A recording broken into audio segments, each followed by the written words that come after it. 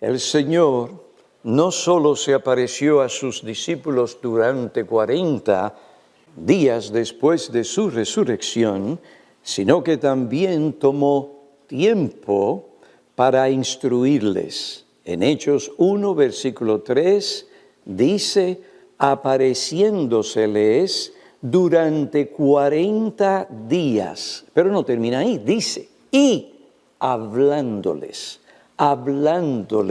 de lo concerniente al reino de Dios. Durante esos días Jesús habló a sus discípulos de las profecías del Antiguo Testamento sobre el Mesías y su reino. Lucas 24, versículo 44 al 46. Dice, así está escrito que el Cristo padeciera y resucitara de entre los muertos al tercer día.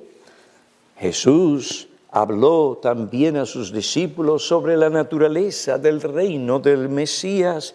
Hechos capítulo 1, versículo 3 al 7, hablándoles lo concerniente a su reino. Este no es un reino político, ni restringido étnica o geográficamente, más bien es un reino espiritual, como dice Boyce, poderoso, es un reino de la verdad, es un reino cristocrático, una palabra que algunos se han inventado, yo la voy a usar, la definí la semana pasada. Su gobierno, el gobierno de ese reino, es cristocrático. Cristo es el rey, son sus normas, no las de nadie más en la iglesia. Jesús habló de las profecías del Antiguo Testamento sobre el Mesías y su reino, habló de la naturaleza de su reino mesiánico y en tercer lugar, Jesús habló sobre la tarea que los discípulos tenían que realizar para extender su reino. Jesús habló sobre la tarea que los discípulos tenían que realizar para extender su reino. En Hechos capítulo 1, versículos 4 al 5, encontramos un mandato y una promesa. Tanto el mandato como la promesa están relacionados a la tarea que los apóstoles y la iglesia como tal tendrían que realizar hasta el fin del siglo. Estas cosas sirvieron para preparar a Pedro no solo para evangelizar, sino también para que fuera capaz de fortalecer a sus hermanos y pudiera escribir 2 epístolas. En Hechos encontramos un mandato y una promesa respecto al Espíritu Santo, aquel que capacitaría a los apóstoles para avanzar el reino de Cristo. Jesús mandó a sus discípulos a que no salieran de Jerusalén. ¿Ve? Es un gobierno cristocrático. No salen, se acabó. No es lo que te parece a ti. No. Cristo dice, no salgan. Que no salieran de Jerusalén y esperaran que la promesa del Padre. Juan el Bautista habló de esta promesa, Marcos 1:8, Lucas 3:16, en Juan capítulo 1, versículo 33, dice, y yo no lo conocía, pero el que me envió a bautizar en agua me dijo, aquel sobre quien veas al Espíritu descender y posarse sobre él, este es el que bautizará en el Espíritu Santo. En lo que se conoce como el discurso del aposento alto, capítulos 14, 15 y 16 de Juan, el Evangelio, Jesús hizo referencia a la venida del Espíritu Santo. Capítulo 16, versículo 7, Jesús dijo, os conviene que me vaya. Esto va a ser mejor que lo que ustedes tienen. Os conviene que yo me vaya, porque si no me voy, el Consolador no vendrá a vosotros. Este versículo presenta al Espíritu Santo como el Paracletos. Este es uno llamado al lado para ayudar. Él vendría a ayudar, consolar y a guiar a sus apóstoles, a los apóstoles de Cristo, a toda la verdad. Juan 16, versículo 13. Él capacitaría a Pedro a fortalecer a sus hermanos, a escribir esa epístola, la que estamos estudiando.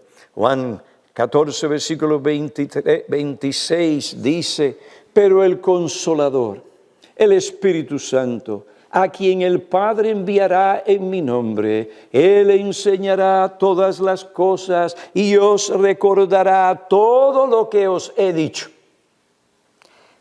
Esta es una promesa particular y principalmente dada a los apóstoles. Ellos tenían la responsabilidad solemne como testigos oculares de enseñar a los creyentes. Juan capítulo 15, versículos 26 y 27. Jesús dijo a sus apóstoles, cuando venga el Consolador, a quien yo enviaré del Padre, es decir, el Espíritu de verdad, que procede del Padre, Él dará testimonio de mí. Y vosotros daréis testimonio también porque habéis estado conmigo desde el principio. Habéis visto, habéis estado conmigo, ustedes han experimentado ciertas cosas que otros no. Por lo que el Señor dice aquí, vemos que la promesa dada no es una promesa general dada a cada creyente, más bien es una promesa que particular y principalmente se aplica a los apóstoles.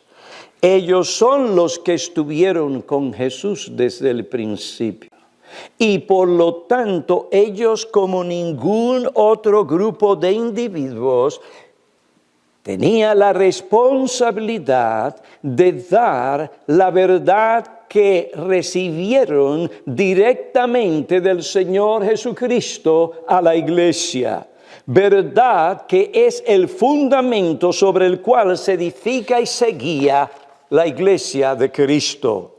Ellos serían guiados por el Espíritu Santo a hablar infaliblemente la verdad y la doctrina que gobernaría y guardaría y guiaría a toda la iglesia en cada generación hasta el regreso del Señor Jesucristo. El Espíritu Santo les guiaría a ellos a toda la verdad. Juan 16, versículo 13, porque no hablará por su propia cuenta, sino que hablará todo lo que él oiga y os hará saber lo que habrá de venir. En Lucas, capítulo 24, versículo 49, vemos que después de su instrucción sobre el reino mesiánico, Jesús le dice a sus discípulos, yo enviaré sobre vosotros la promesa de mi Padre, pero vosotros, un mandato, permaneced en la ciudad hasta que seáis investidos con poder de lo alto.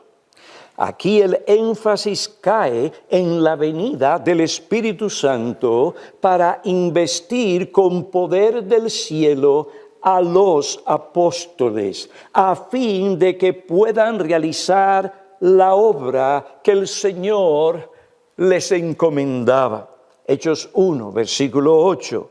Pero recibiréis poder cuando el Espíritu venga sobre vosotros y me seréis testigos.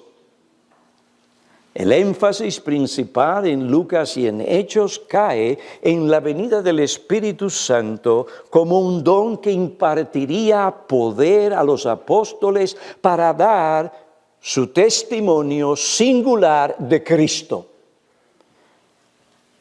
Esto no descarta a la iglesia, pero esto que estoy diciendo es así, es verdad. Los versículos leídos indican que el ministerio del Espíritu Santo sería como la de un maestro que ilumina a los apóstoles y les recuerda lo que el Señor Jesucristo les dijo y les enseñó. El Espíritu les daría entendimiento sobre estas cosas y les dirigiría a toda la verdad. Incluso les recordaría todo lo que Jesús les dijo. Cabe decir lo que otro declaró sobre Hechos capítulo 1, versículo 4. Aunque esta promesa del poder fue principalmente para los apóstoles, como lo fue la promesa de revelación e inspiración en Juan 14, 26, también prevé secundariamente que el poder habilitador del Espíritu se daría a todos los creyentes. Hechos 8, versículo 14 al 16, 10, versículo 44 al 48, 19, versículo 1 al 7. Ven, hay algo aquí particular y principalmente para los apóstoles, porque ellos tenían un ministerio singular que ningún otro grupo tendría como tal. Pero esto en lo absoluto no significa que el poder no vendría también sobre la iglesia. Sí, el poder que la iglesia necesita para llevar a cabo la gran comisión que va más allá de los apóstoles. ¿Por qué? Por la promesa del Señor, que Él estaría con los apóstoles, o con los discípulos, mejor dicho, hasta el fin del mundo. Pues los discípulos no duraron hasta el fin del siglo. Entonces eso incluye ¿qué? La iglesia de Cristo. Aquella fundada ¿sobre qué? Sobre la verdad apostólica. ¿Acerca de quién? Jesucristo. ¿Acerca de qué? De lo que Él hizo para salvar a pecadores. He aquí el mandato y la promesa que Jesucristo dio a sus apóstoles relacionados con la tarea que ellos tenían que realizar. Ahora, ¿cómo pueden estas cosas ayudarnos a entender la primera epístola de Pedro? ¿Qué relación hay entre una cosa y la otra? Por un lado, tenemos que decir que el hecho que Pedro recibió el poder que fue dado particularmente a los apóstoles por causa de su función, no llevó a Pedro a sentirse superior a los demás creyentes, a los demás discípulos, a aquellos a quien él dirigió su carta. Cuando alguien lee la epístola de Pedro, se dará cuenta que no hay la más mínima evidencia que Pedro en alguna forma sugiere que su experiencia con Cristo es superior a la de los creyentes a quienes él dirigió su primera carta en Asia Menor. Aunque estos creyentes no habían visto a Jesús, ni habían tenido la misma experiencia que Pedro, ellos, sin haberle visto, le amaban. Capítulo 1 de esa epístola, versículo 8. No lo habían palpado, no lo habían visto, no lo habían tocado, ni oyeron literalmente su voz, pero aún así le amaban. Cuando Pedro describe la salvación de ellos y la suya, él dice lo mismo: bendito sea el Dios y Padre de nuestro Señor Jesucristo, quien, según su gran misericordia, nos ha hecho nacer de nuevo a una esperanza viva mediante la resurrección de Jesucristo de entre los muertos. Pedro dice: nuestra salvación en común es precisamente la misma. Gozamos de los mismos privilegios espirituales en Cristo. Todos en Él nacemos de nuevo mediante su palabra y su Espíritu. Todos en Él somos justificados, adoptados, santificados, glorificados. Es la misma experiencia. Tenemos el mismo Espíritu que está en nosotros. Gozamos de los mismos privilegios y bendiciones espirituales en ese sentido. ¿Y cómo puede ser eso? Ya que Pedro vio a Jesús, habló con él, lo palpó con sus manos y comió con Jesús. Pedro, por el poder de Jesús, hizo milagros. Entonces, ¿cómo puede ser que Pedro no haya tenido una experiencia mejor que la de otros creyentes en lo que respecta a Cristo? En un sentido tuvo privilegios especiales que no tuvieron todos los creyentes. Sin embargo, en otro sentido, más importante, Pedro y los creyentes de Asia Mayor estaban en un mismo nivel. Todos gozaban de la misma salvación. Todos gozaban de los mismos privilegios espirituales y todos gozan de la presencia, actividad y obra del Espíritu Santo. Pedro entendió esta realidad y llegó a entenderla como por la luz y el ministerio del Espíritu Santo que vino sobre él en el día de Pentecostés. Pedro entendió lo que el Señor Jesucristo dijo: os conviene que yo me vaya.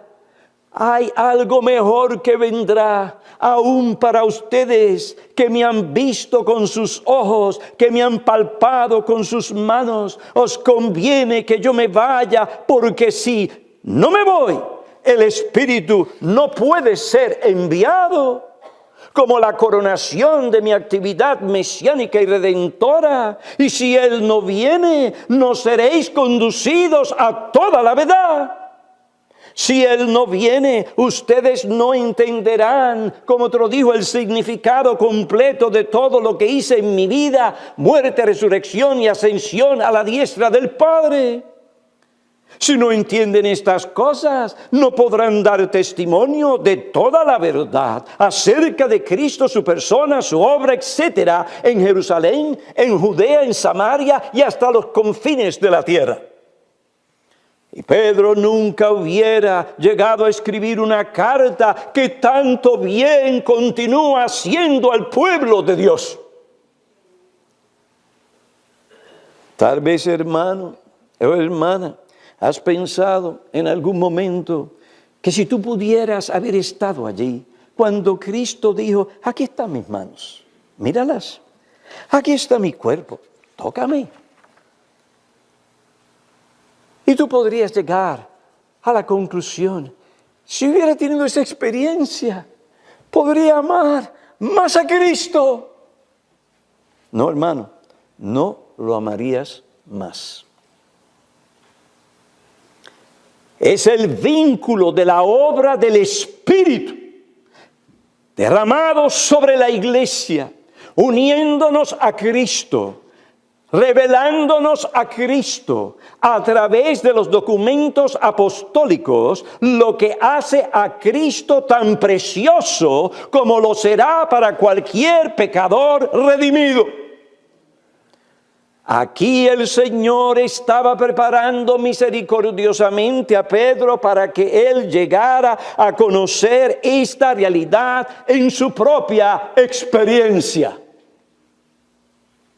Pedro, tú has tenido privilegios, me has tocado, has hablado así como habla una persona con otra, pero Pedro, hay otra cosa mejor que todo esto, y es la que va a producir en ti el Espíritu Santo por medio de la palabra aplicada a tu propia vida. Os conviene que yo me vaya. Si no es verdad lo que yo estoy diciendo, entonces ¿para qué el Señor dice os conviene? Es mejor que te quede. Él dice os conviene. Este conocimiento impidió que Pedro viera a los demás creyentes como personas inferiores a él. Al contrario, Pedro les habla como aquellos que como Él gozan de las bendiciones espirituales de la salvación. Bendito sea Dios, quien según su misericordia nos ha hecho nacer de nuevo a una esperanza viva.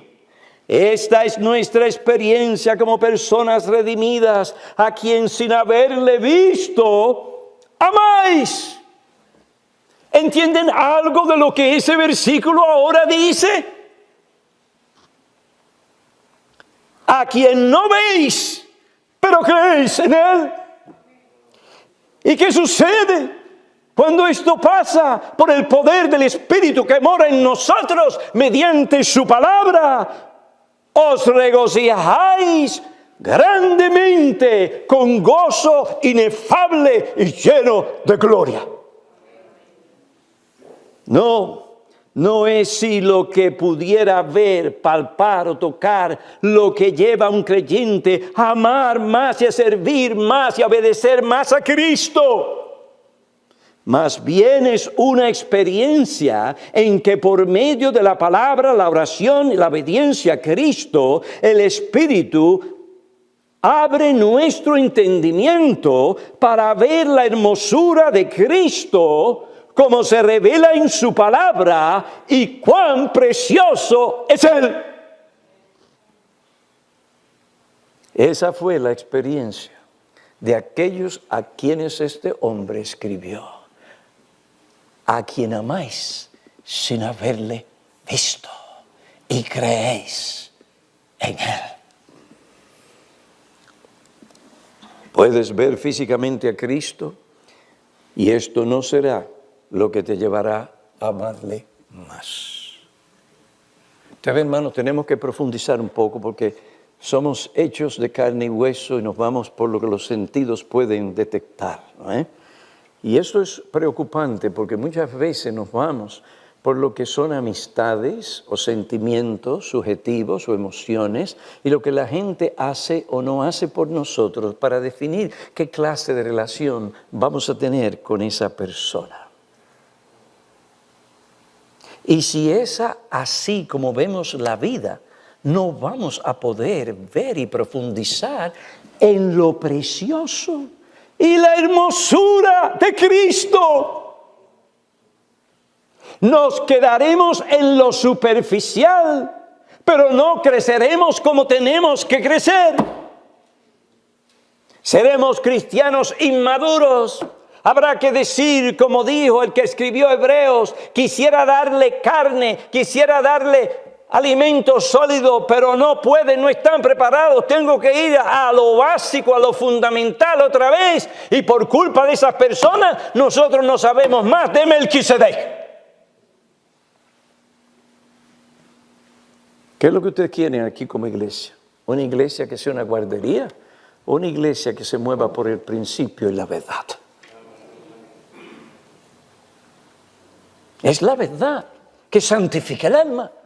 La verdad aplicada, no solamente oída o leída, aplicada poderosamente por el Espíritu Santo. Esto nos permite ver lo que no podemos ver con nuestros ojos, ni tocar, pero es real.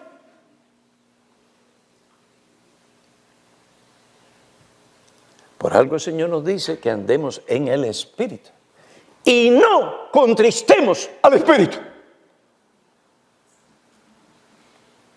Es por esta razón que no podemos ver a Cristo en la profundidad de su hermosura, como se revela en su palabra. Hermanos, cuando leí Efesios capítulo 4, la Biblia nos dice, no entristezcáis al Espíritu Santo de Dios.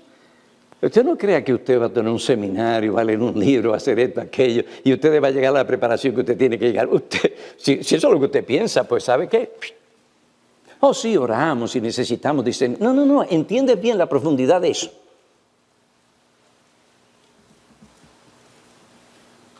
¿Qué dice la Biblia? No entristezcáis al Espíritu Santo de Dios. ¿Y qué significa eso? No deis lugar al diablo. Si ustedes están dando lugar al diablo, ustedes no van a experimentar lo que experimentó Pedro y aquellos expatriados en Asia Menor.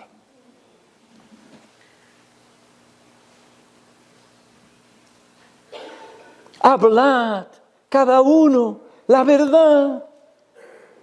Airaos, pero no pequéis. No salga de vuestra boca ninguna palabra que no sea para edificación. Una crítica constructiva, amén. Una crítica que destruye y que solamente es una crítica para tener algo que decir de qué y justificar algunas acciones, eso no edifica, eso divide, eso destruye un cuerpo y una iglesia. Siempre va a haber que exhortarnos unos a otros, amonestarnos unos a otros, avanzar en diferentes aspectos de la vida eclesiástica. Eso es así en cualquier iglesia de Cristo. Y si usted quiere conocer de lo que estamos hablando, entonces no contrista, no entristezcáis al Espíritu Santo. Sea quitada de vosotros amargura, enojo, ira, grito, maledicencia, así como toda malicia. Sed más bien amables, misericordiosos, perdonando unos a otros, porque esa es la realidad, todos somos pecadores. Hay que perdonar a los hermanos tienen que perdonar al pastor, etc. Esa es la vida de un cuerpo. Ahí está el poder del Espíritu.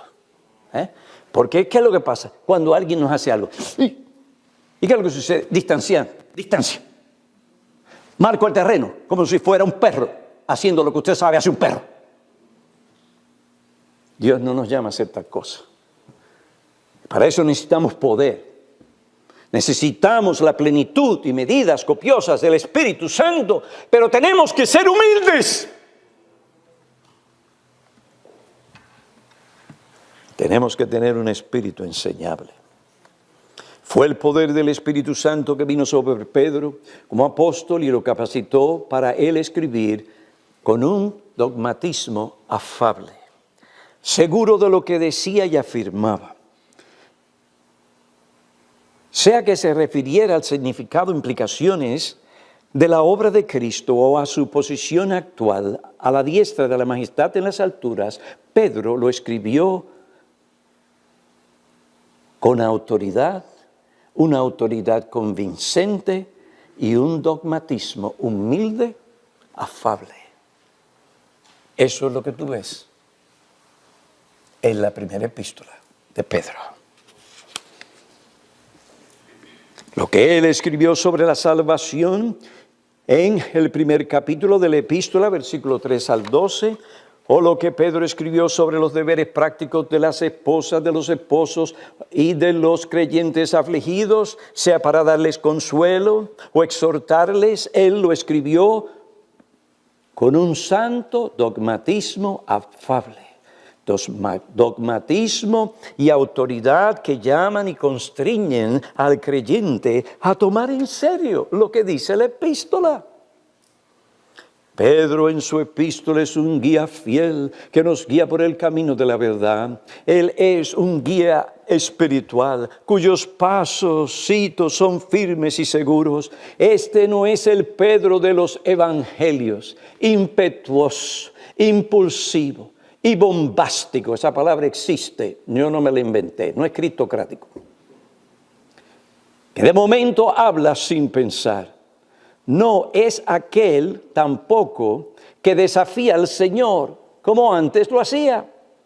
El Pedro que escribe la epístola, guiado e investido de poder del Espíritu, es aquel que habla y escribe con un dogmatismo humilde y afable, que convence, que anima, que exhorta. ¿Qué fue lo que cambió, transformó a este hombre? Recibiréis poder de lo alto. Recibiréis poder cuando el Espíritu venga sobre vosotros. Pedro había sido bautizado con el Espíritu Santo, bautismo que cada creyente tiene cuando viene a Cristo. Romanos capítulo 8. El ayudador prometido había llegado y ahora, después de 30 años, había enseñado a Pedro y le había recordado lo que el Señor dijo.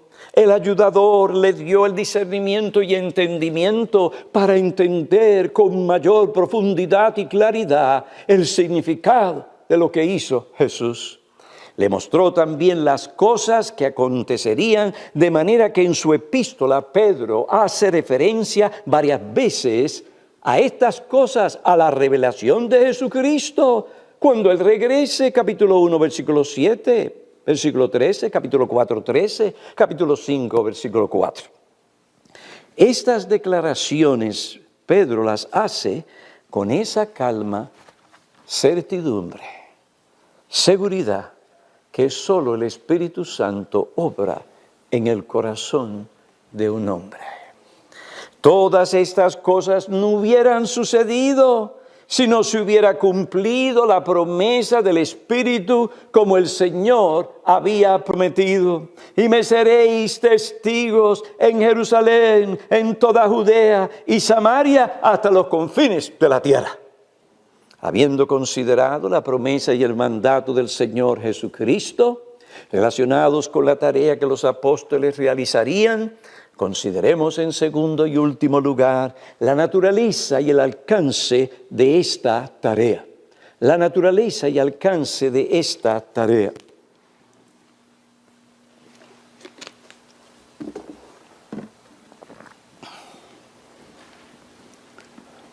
Lo que se conoce como la Gran Comisión. Hechos capítulo 1, versículo 8.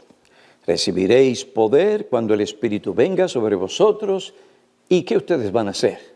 Me seréis testigos en Jerusalén, en toda Judea y Samaria y hasta los confines de la tierra. Ahora, síganme de cerca, hermanos, porque tengo que mantener un equilibrio teológico aquí y bíblico. Es decir, que no puedo decir una cosa por aquí y eso acabarla por allá. Esta gran comisión aparece varias veces en el Nuevo Testamento.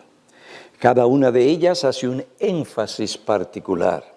En Juan capítulo 17, versículo 20, el énfasis cae en enviar a los apóstoles. Enviar, son los enviados. Juan 17, 18 dice, como tú me enviaste al mundo, yo también los he enviado al mundo.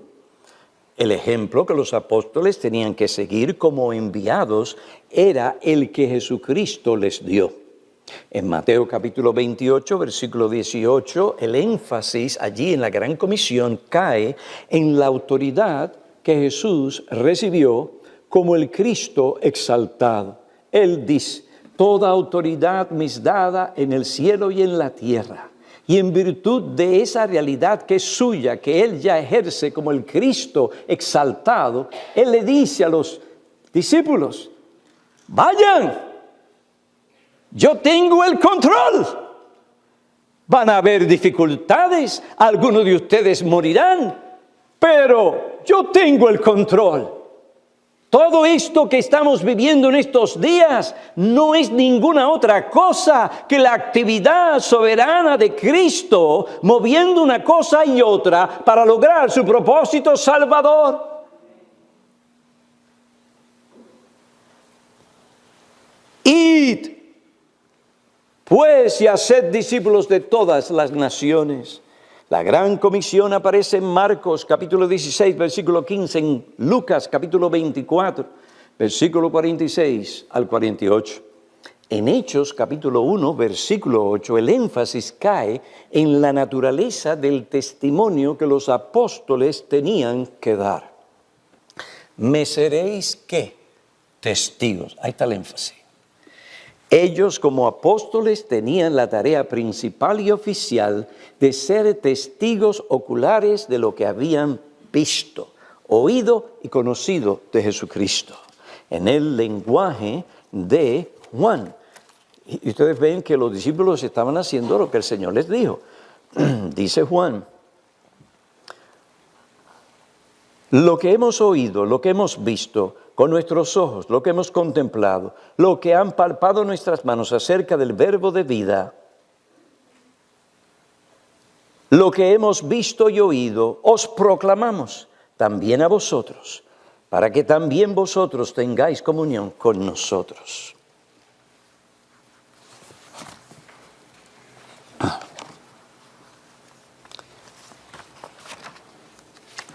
Es importante considerar cuidadosamente cada uno de los pasajes bíblicos sobre la gran comisión, ya que estos presentan un plan para testificar que convirtió al cristianismo en una de las más grandes religiones del mundo. Los discípulos siguieron al pie de la letra lo que el Señor les dijo. Usted todo lo que tiene que hacer es leer el libro de los Hechos. Aquí tenemos el plan que la iglesia tiene que seguir hasta que Cristo venga. El grupo de los apóstoles tenían una responsabilidad particular como testigos oculares. Por esta razón, cuando se eligió a otro que tomara el lugar de Judas, uno de los requisitos fue que hubiera acompañado a los otros apóstoles todo el tiempo que el Señor vivió entre ellos, comenzando desde el bautismo de Juan hasta el día en que fue recibido arriba, Hechos capítulo 1, versículo 21 al 22. Sobre esta obra particular de los discípulos, como los 12 apóstoles, Kistemaker declara, en Hechos, el término testigos tiene un significado doble. Primero, se refiere a la persona que ha observado un hecho o acontecimiento. Y segundo, se refiere a la persona que presenta un testimonio por medio del cual defiende y promueve su causa. De acuerdo con esto, los apóstoles eligieron a Matías porque como testigo ocular había seguido a Jesús desde los tiempos de su bautismo hasta su ascensión. Llenos del Espíritu Santo, empiezan a proclamar las buenas nuevas en Jerusalén. Luego predican el Evangelio en las regiones de Judea y Samaria. Y eso es lo que usted ve cuando usted está leyendo el libro de Hechos. Y en las regiones de Judea y Samaria y hasta llegan a Roma, capital del imperio, desde donde salían todos los caminos como los rayos de una rueda y llegan a todos los rincones del mundo hasta ese entonces conocido. Finalmente, las buenas nuevas alcanzan a todo el mundo. Hermano, esto no es cualquier cosa. 12 individuos. Al Señor le gusta la cosa pequeña. Pero individuos fieles, que tienen que vivir según principio, que tienen que sostener toda la verdad, no parte de la verdad, no un énfasis sobre una verdad de tal manera que esconde otras verdades bíblicas. 12 hombres, un imperio, Nerón, que no tenía escrúpulos.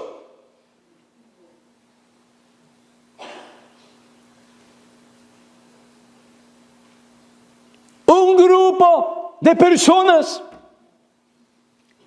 una iglesia que muchos de ellos no habían estudiado en esos centros de grandes conocimientos y conquistaron al mundo. Boyce hace un comentario importante que no debemos omitir. Él dice, no detecto que los cristianos hoy, percibo que los cristianos hoy están siempre plenamente conscientes de lo minuciosamente que ese plan fue llevado a cabo por la primera generación de la iglesia. Todo el mundo pagano reconoció como un hecho la afirmación de los primeros apologistas cristianos que el cristianismo había penetrado en todas partes. Tertuliano, que escribió alrededor del año 200, declaró en su apología: somos como ayer, hemos llenado todos los lugares entre ustedes, las ciudades, las islas, la fortaleza, los pueblos, los mercados, el propio campo, las tribus, las compañías, el palacio, el senado, el foro. No hemos dejado nada a ustedes, sino los templos de sus dioses. Porque, por eso es que tenemos que estudiar la historia. Los historiadores se han preguntado cómo esta primera generación que no tenían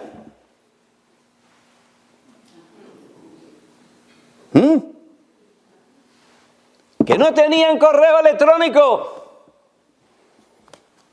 que no tenían ni aún bicicletas.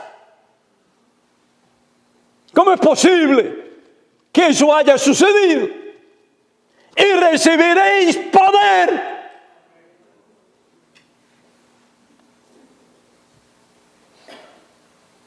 ¿Cómo pudieron?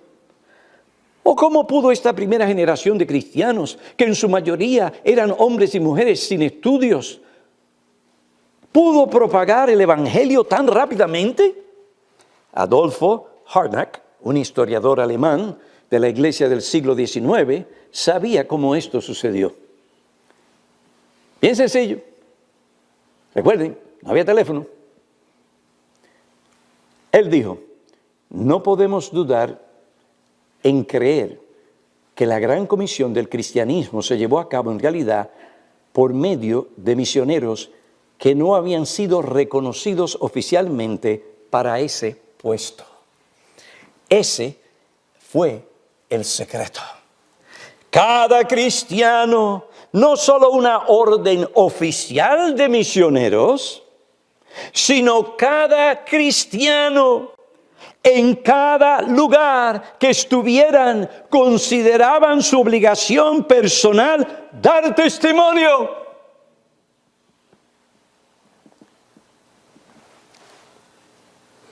Hermano, esto es impresionante.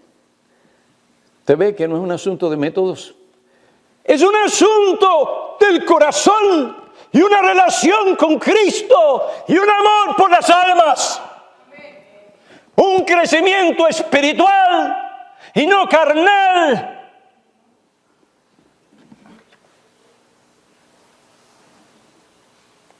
Y aquí una de las implicaciones y resultados del poder del Espíritu Santo sobre la iglesia.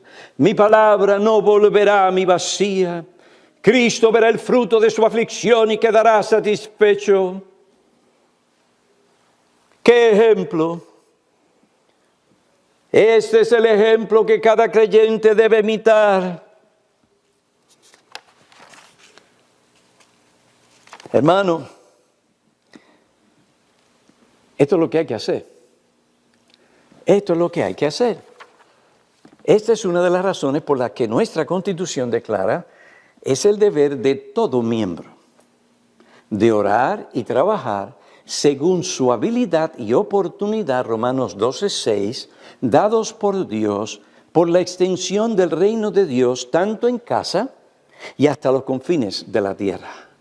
Según oportunidad, etc. Hechos 1:8. Por tanto, todo miembro debe procurar reconocer y aprovecharse de toda oportunidad para dar testimonio de Cristo, tanto por su conducta consecuente como por el testimonio verbal. Y ahí están todos los versículos. La Constitución los da. Aquí no hay que pedir permiso, nunca ha pasado, para ir a predicar a Cristo. Ni el Evangelio. La Constitución lo declara. Ese es un deber espiritual y moral, tuyo y mío. No según la imposición de personas sobre nuestras conciencias y personas. No, según Dios trata conmigo en la providencia, la oportunidad, etcétera, etcétera, etcétera.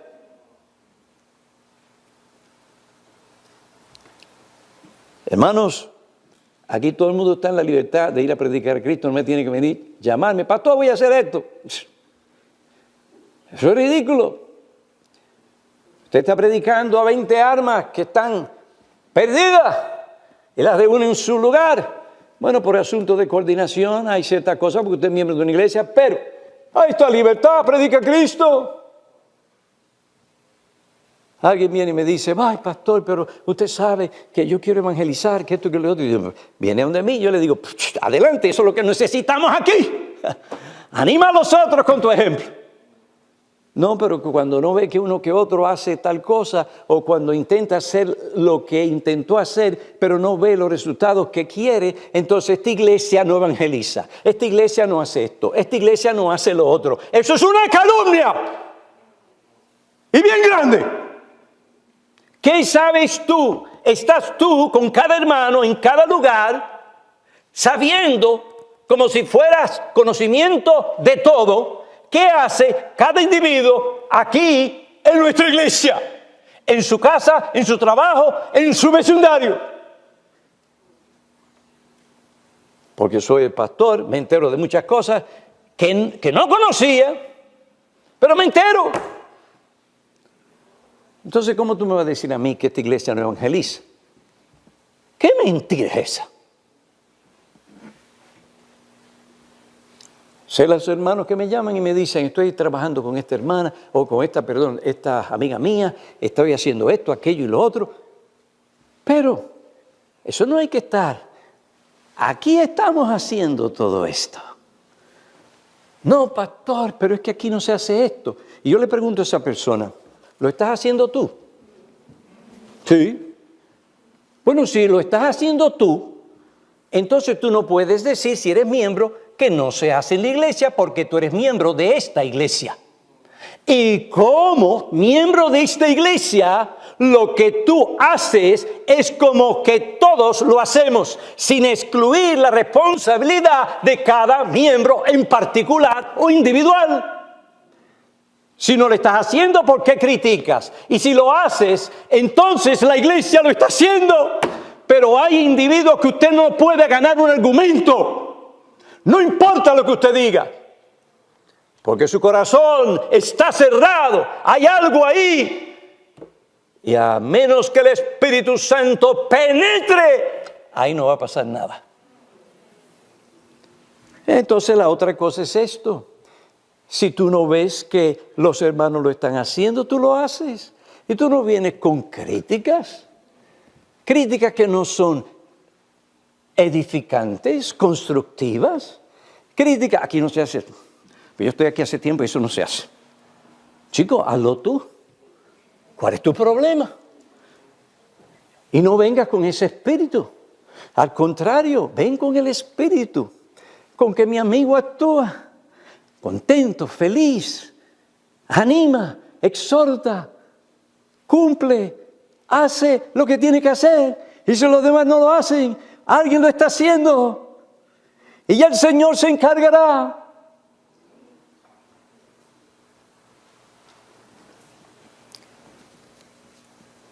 Es fácil criticar. No se necesita mucho para eso. Pero para construir una iglesia y cuidar su unidad, se necesita el poder del Espíritu Santo. Es muy fácil destruir una unidad de años. Toma años llegar ahí.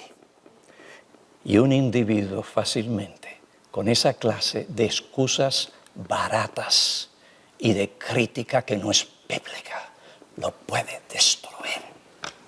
¿Y qué sacaste? ¿Qué vindicación buscas?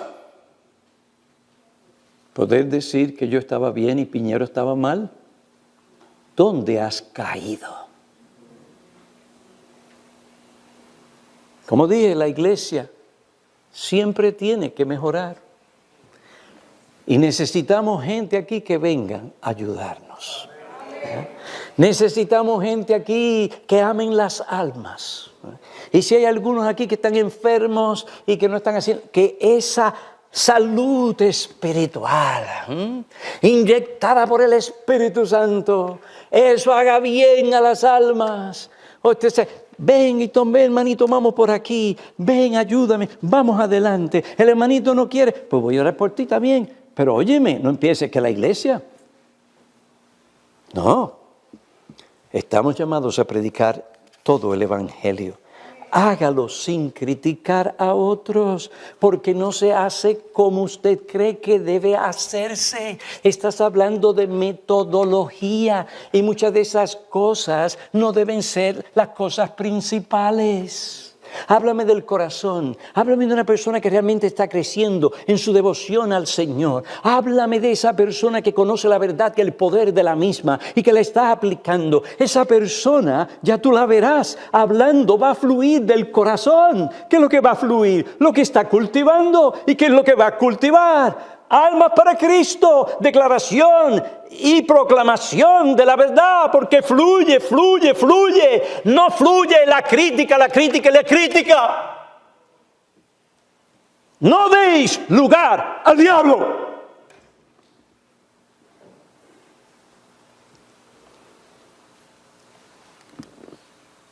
Piñero no está enojado. No tiene algo personal contra alguien. A veces las personas malentienden. Dios me hizo de una manera, pero ustedes no piensen que cuando yo esté hablando con ustedes en privado, yo voy a sonar como que estoy en el púlpito. Porque yo no puedo ir de ese hombre. Mira cómo predica, que de momento en esa relación me salga disparado.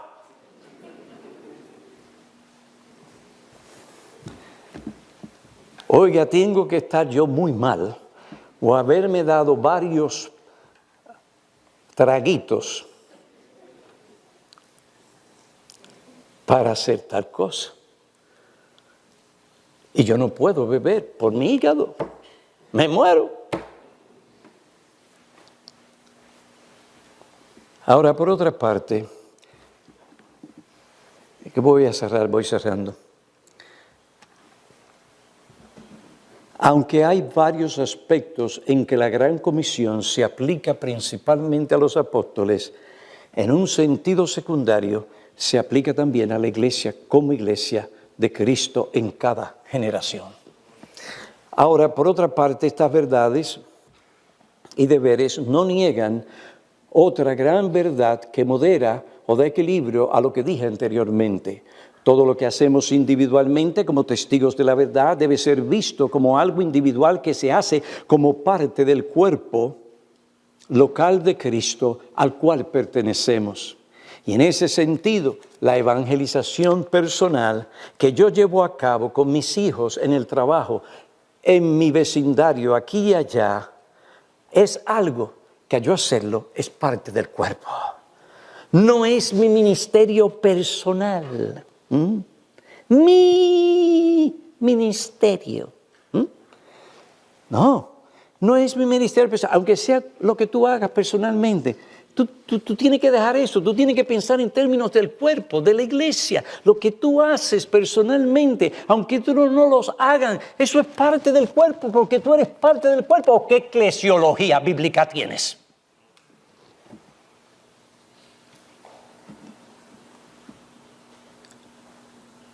¿A quién se le dio la Gran Comisión? En un sentido principal a los apóstoles, pero en un sentido secundario a la iglesia en todas las generaciones hasta que Cristo venga.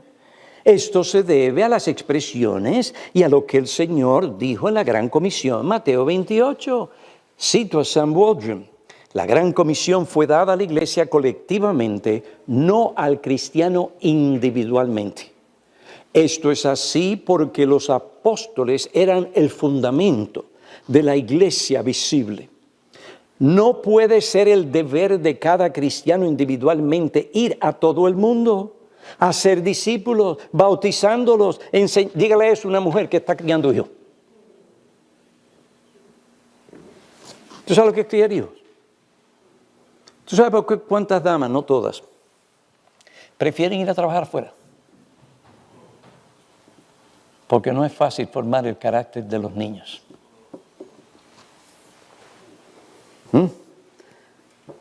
No cargue a las personas con cargas que Dios no le dio. Pero el punto es, no puede ser el deber de cada cristiano individualmente ir a todo el mundo, hacer discípulos, bautizarlos, enseñarles a que guarden todos los mandatos de Cristo. Tal deber es una imposibilidad. Evidente para la mayoría de los cristianos. Debe ser la iglesia como un todo, edificando sobre los apóstoles, para quien la gran comisión es permanente, pertinente. Cada cristiano tiene la responsabilidad como parte de la iglesia invisible o local de ayudar a la iglesia a cumplir la gran comisión. Pero esto no se dirige a nosotros como individuos en Mateo capítulo 18. Está diciendo todo esto por dos razones. La primera, y voy a llegar aquí al final, lo voy a expresar de esa manera. Queremos ser testigos de lo que Cristo vino a hacer y Él hizo. Él padeció, sufrió, obedeció la ley de Dios.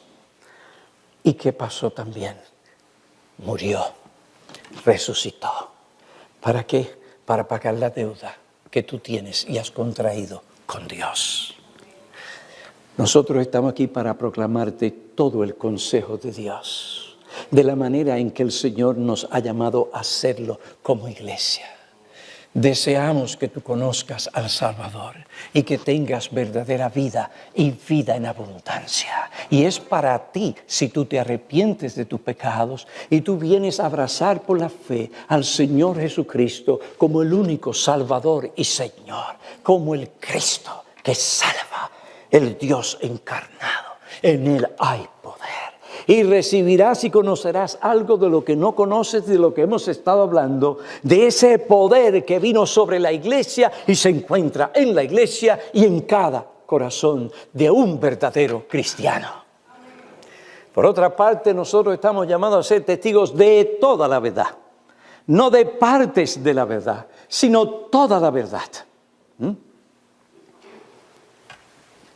¿Para qué? Para que aquellos que vengan al conocimiento de la verdad crezcan, estén firmes en la verdad. Momentos como estos donde hay sonido de guerra, gente muriendo ahora mismo. No sabemos lo que va a pasar. Queremos que los cristianos crezcan, profundicen. Y eso no va a poder ser si nos exponen a toda la verdad. Hermanos, nosotros queremos una iglesia y luchamos por esa iglesia, una iglesia madura, no una guardería de niños. Empezar a ser niños está bien cuando uno comienza, pero si después de años estamos ahí, algo ha pasado y tenemos que preocuparnos.